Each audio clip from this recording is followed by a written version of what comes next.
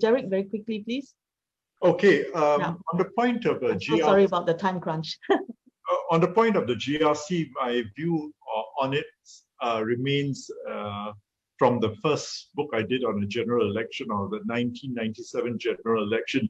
That is to say that a GRC is still a single-edged sword in favor of the ruling party, because a GRC is large enough that the sample size tends to, mimic the popular vote nationally. So that will always be the case.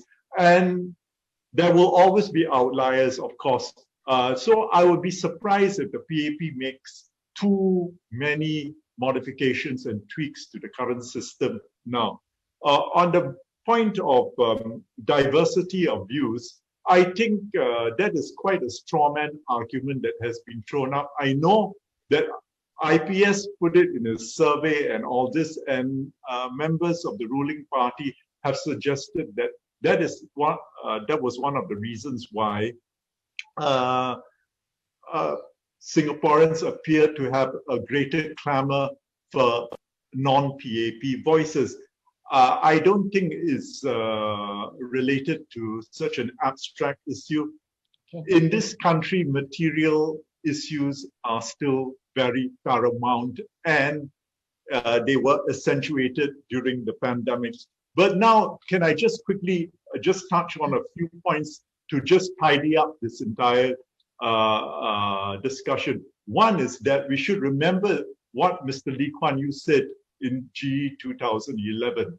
He said that, the voters of Aljunied will have 5 years to repent. Well, after 9 years, they have not repented.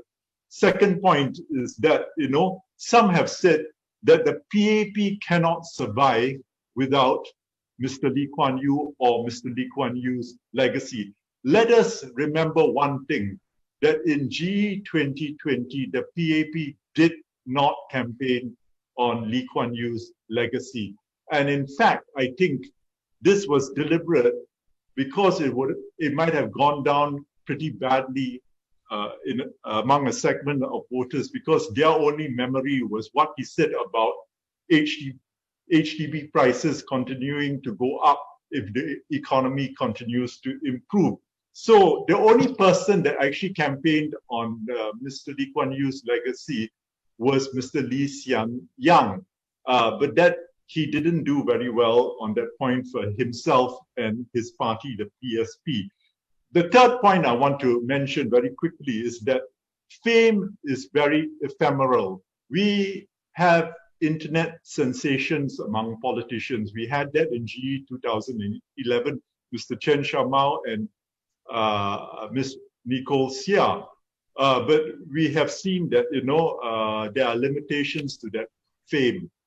In GE 2020, Jamus Lim was both the internet and mainstream media sensation. But I would say that he is a far more substantive figure intellectually.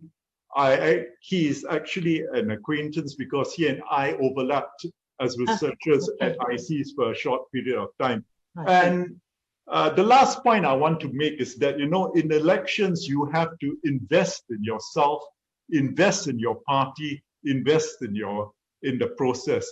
I saw a lot of people, commenting once the elections department released figures on election spending by the various parties, that, the PAP spends so much and all this. And they were sort of mocking that particular approach. I think they've got it all wrong. You have to view elections as akin to fighting a military engagement, meaning to say that you throw in all the resources you can up to the limits that you are allowed to do so. In this election, it was $4 per voter, and you should spend as much as you can, because your objective is to win. That is the only reason that you should stand for election, to win, and nothing more, and nothing less than that. That's all I would like to say. Thank you. Thank you so much.